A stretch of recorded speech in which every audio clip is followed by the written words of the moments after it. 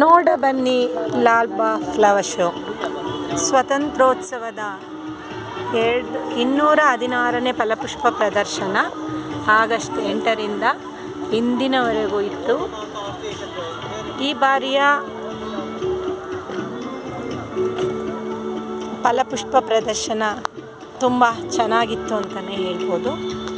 ಹಲವಾರು ರೀತಿಯ ಹೂಗಳನ್ನು ನಾವಿಲ್ಲಿ ನೋಡಿದ್ವಿ.